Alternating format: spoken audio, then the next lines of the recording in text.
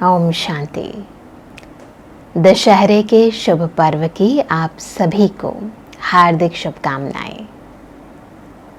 आज दशहरा है और सभी रात को शाम के टाइम में चले जाते हैं ना सभी बड़े से ग्राउंड के अंदर, और वहाँ पर रावण, मेघनाथ, कुंभकर्ण के बड़े बड़े पुतले जलाए जाएंगे, पटाखे फूटेंगे, सब एंजॉय करेंगे। बहुत सारे बच्चे, हम भी जब छोटे थे तो मुकोटे पहनते थे और फिर इस दिन विशेष सभी तीर कमान ये सब खरीदते हैं, एंजॉय करते हैं, है ना। सोचते हैं कि हम भी राम जैसे बन जाएं और रावण का वध कर दें। क्योंकि छोटे होने से ही हमें ये बताया जाता है कि विजयदशमी के दिन श्री राम ने श्री रावण को मारा था। क्यों मारा था? क्योंकि रावण ने राम की सीता चुराई थी। वंडरफुल बात यह है कि कोई व्यक्ति अगर कोई गलती करता है और वो मारा जाता है, एक बार मर गया, चलो यादगार में दूसरी दफ़ा मार दिया, परंतु इतने परंपराओं से, है ना, कब से ये विजयदशमी का त्यौहार, है ना, पिछले जन्म को छोड़ देते हैं, परंतु इस जन्म में भी हम देख रहे हैं कि जब से हम बचपन से लेकर बड़े हो गए, हर साल अश्वनी मास की शुक्ल पक्ष की दशमी पर हम ये त्यौहार मनाते हैं और रावण को जलाते हैं। अब कोई चीज़ एक बार जल गई तो फिर तो दोबारा नहीं खड़ी हो सकती ना। लेकिन रावण के साथ ये तो बहुत बड़ा वंडर है कि न केवल हम उसे हर वर्ष जलाते हैं, अभी तो उसका पुतला तो हर वर्ष और बड़ा ही होता जाता है, छोटा नहीं होता है ना।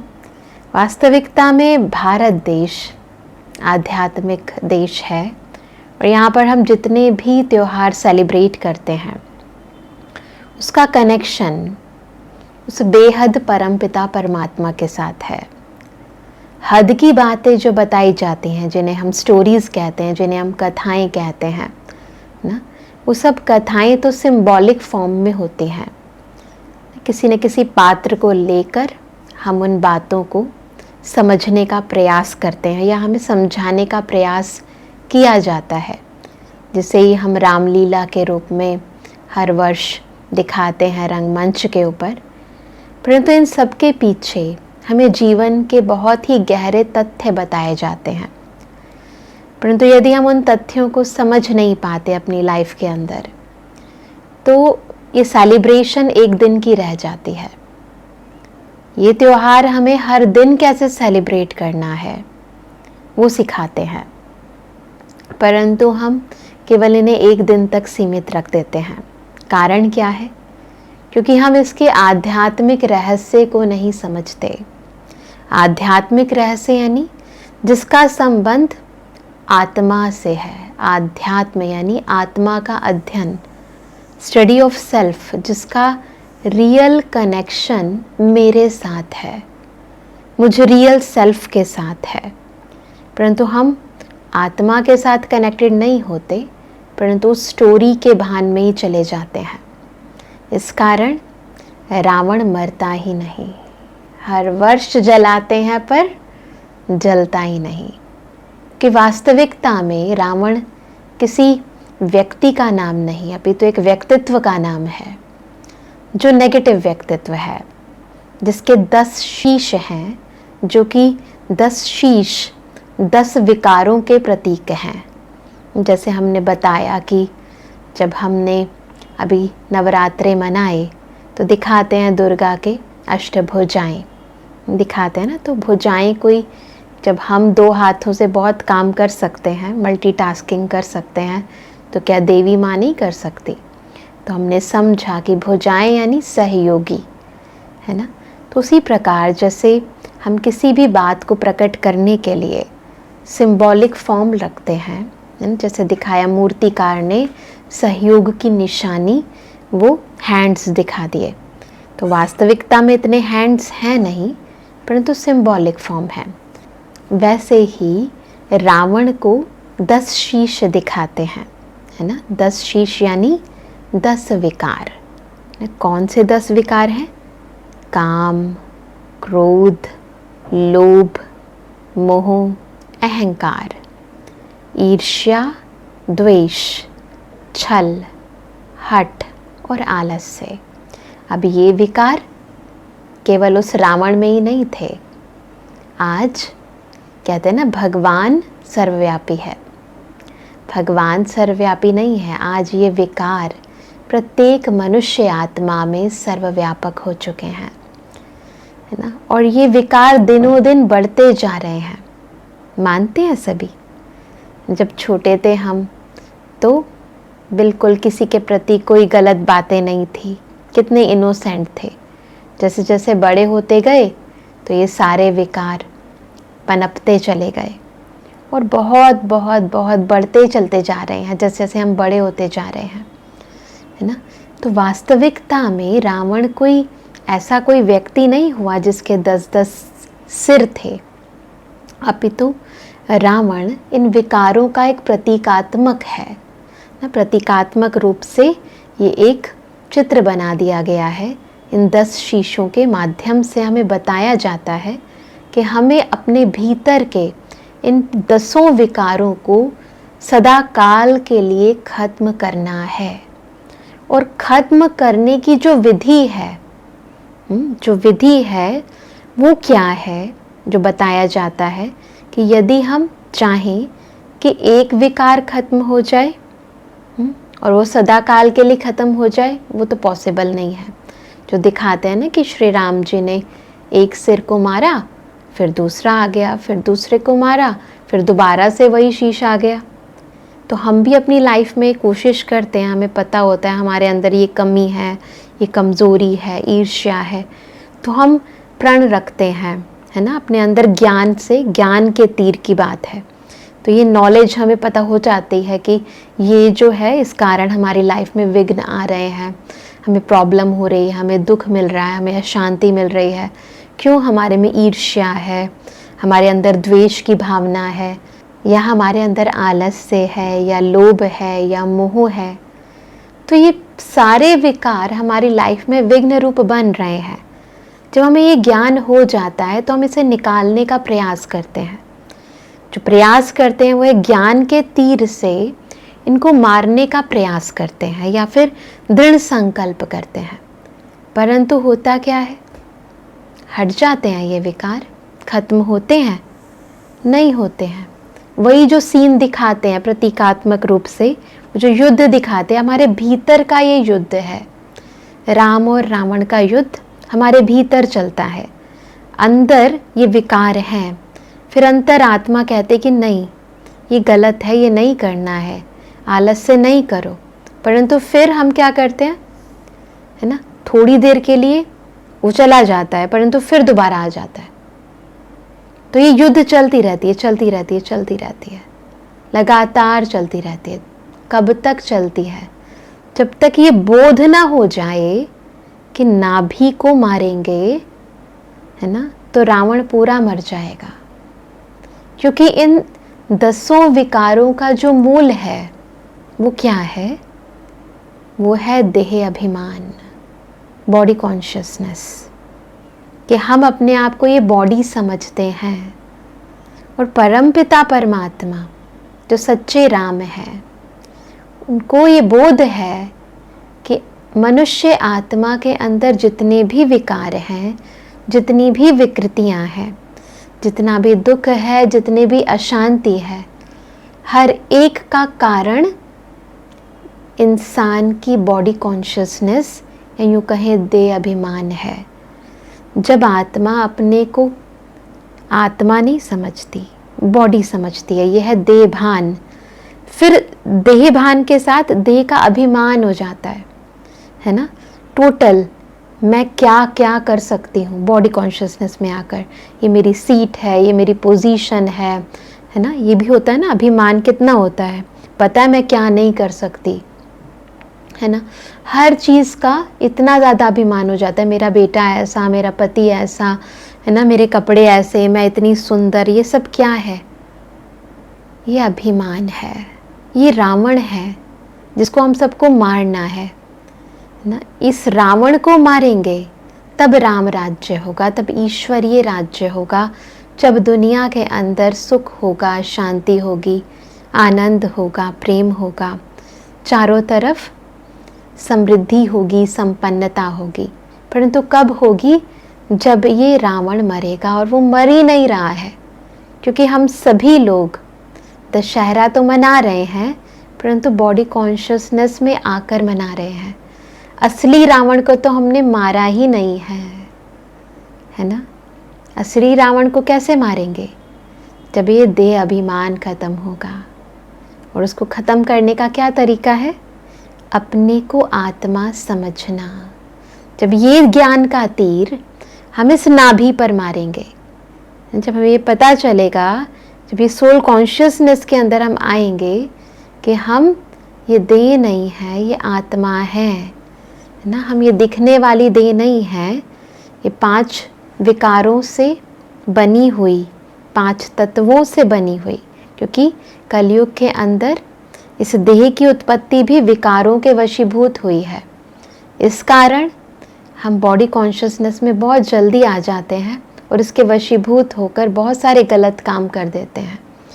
तो जब हम अपने आप को इस देह से अलग समझते हैं, आत्मिक स्मृति में आते हैं, तो वास्तविकता में हमारे अंदर का रावण सदा काल के लिए खत्म होता है।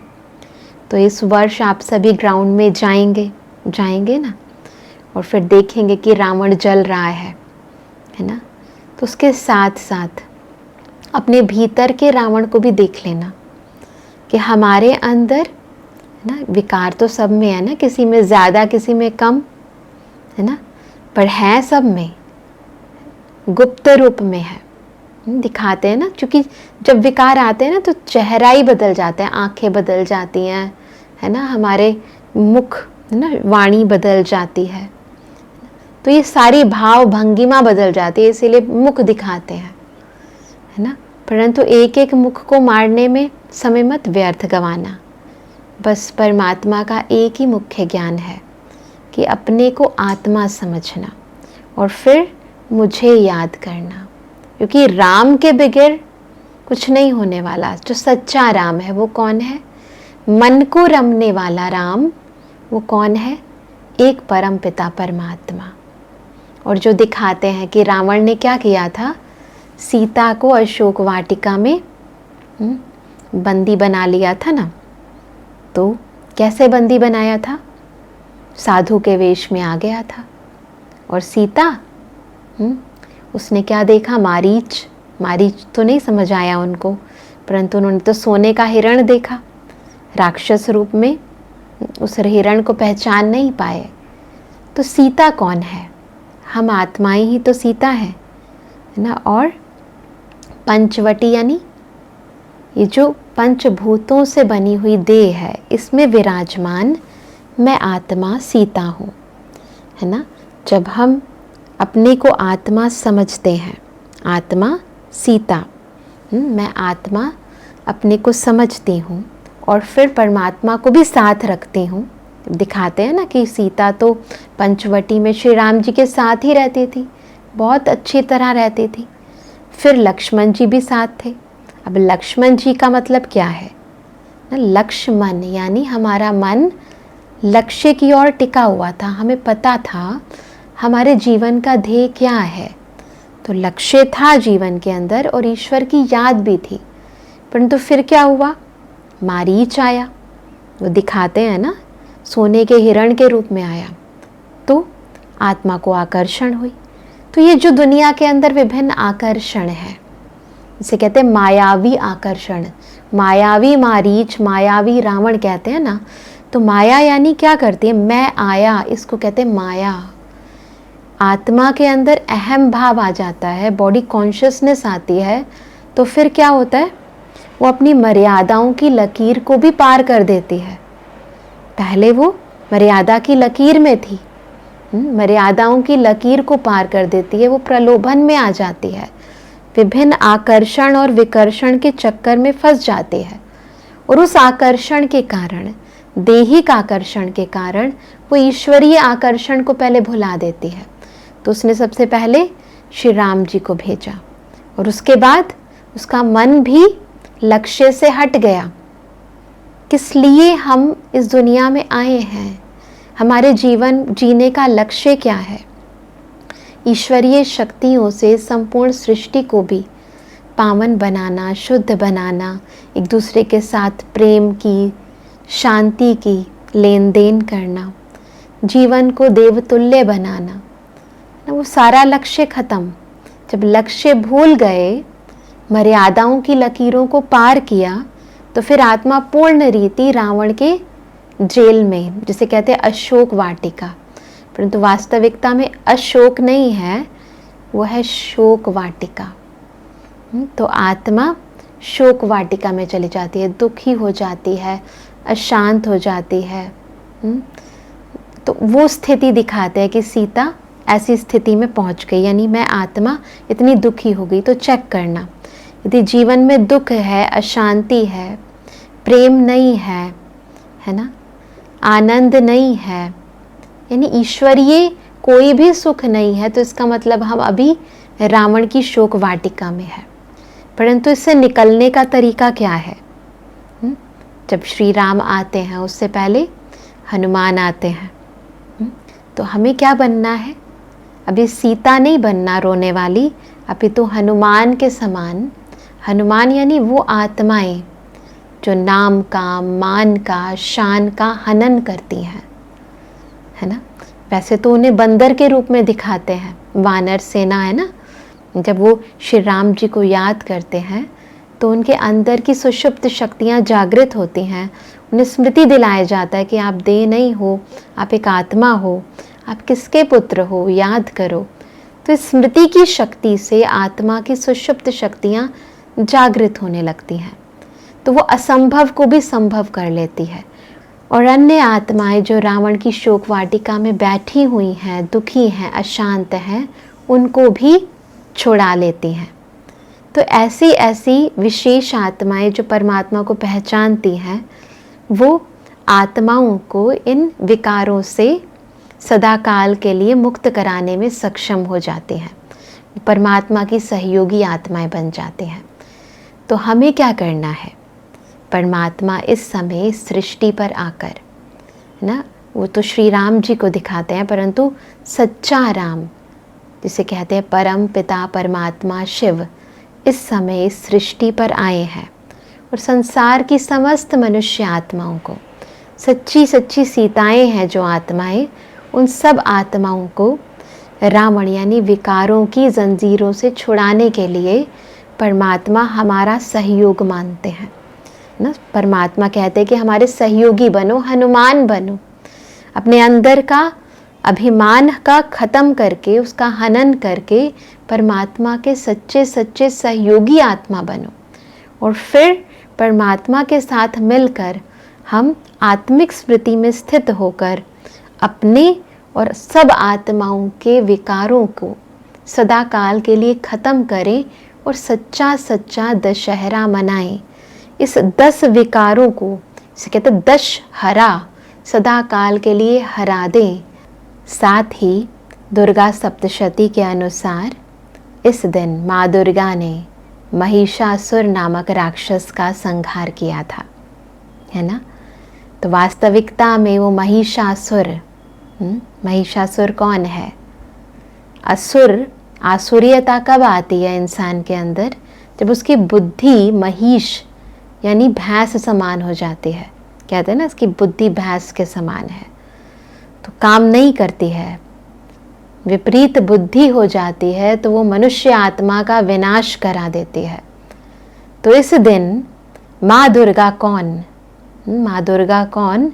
शिव की शक्ति, शिव की शक्ति। शिव कौन? परम पिता परमात्मा शिव, और हम आत्माएं हैं उसकी शक्ति।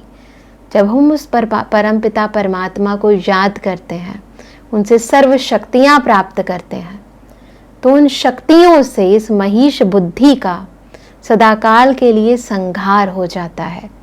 आत्मा की बुद्धि दिव्य हो जाती है, समस्त संसार के अंदर समृद्धि आ जाती है, संपन्नता आ जाती है, सुख शांति का वास होने लगता है, आसुरियता का अंधकार खत्म हो जाता है। और इसी को कहते हैं असत्य पर सत्य की विजय। परमपिता परमात्मा हम सभी आत्माओं को अब इस समय वो शक्ति प्रदान कर रहे हैं, और उस शक्ति का मूल आधार है स्वयं का ज्ञान, स्वयं का बोध कि मैं शिव की शक्ति, उस परमपिता परमात्मा की संतान आत्मा हूँ। उसके सानिध्य से, उसकी शक्तियों को, उसके गुणों को, उसके ज्ञान को धारण करके मैं अपने अंदर के रावण को, महिष बुद्धि को सदाकाल के लिए खत्म करूं। यदि मैं ये करने में समर्थ होती हूँ तभी माना जाएगा कि हमने सच्चा सच्चा दशहरा मनाया, सच्ची सच्ची विजयदशमी मनाई। नहीं, इस दश पर हमने सदाकाल के लिए विजय पाई। तो चलो 2 मिनट के लिए हम सभी एक छोटी सी मेडिटेशन करते हैं, परमात्मा से शक्तियाँ प्राप्त करते हैं और अपने भीतर के इन विकारों को सदाकाल के लिए खत्म करते हैं। स्थित हो जाएं, देह से अलग, देहभान से अलग। मैं, ये पंच तत्व नहीं, ये ओहदा नहीं, ये संबंध नहीं। मेरा परिचय किसी पोस्ट पोजीशन से नहीं, किसी कर्म से नहीं। मैं इन सब से न्यारी ज्योति बिंदु आत्मा हो। महसूस करें मस्तक के मध्य चमकती हुई शक्ति। मैं परम पिता परमात्मा की, शिव की शक्ति हूँ। महसूस करें मेरे बिल्कुल ऊपर स्वयं सर्वशक्तिमान अपनी सर्व शक्तियाँ मुझ पर बरसा रहे हैं। स्वीकार करें परमात्मा मुझ में सत्यता की शक्ति, सहयोग की शक्ति, सहन शक्ति, समाने की शक्ति, सामना करने की शक्ति, निर्णय शक्ति, परखने की शक्ति, अनंत शक्तियां भरते जा रहे हैं। महसूस करें ये शक्तियां मेरे भीतर की कमजोरियों को खत्म कर रही हैं। अंदर का अंधकार, अंदर की असत्यता, अंदर के विकार खत्म होते जा रहे हैं। अंदर का रावण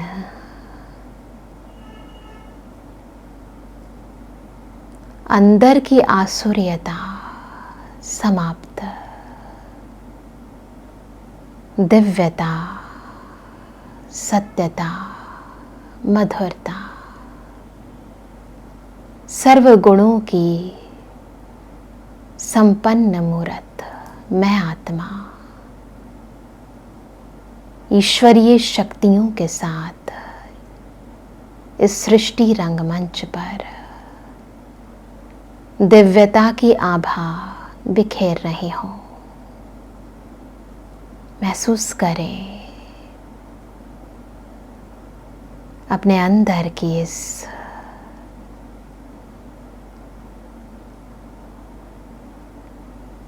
ईश्वरीय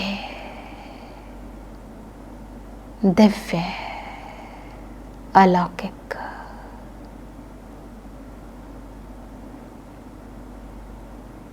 वृत्ति को, स्मृति को, स्थिति को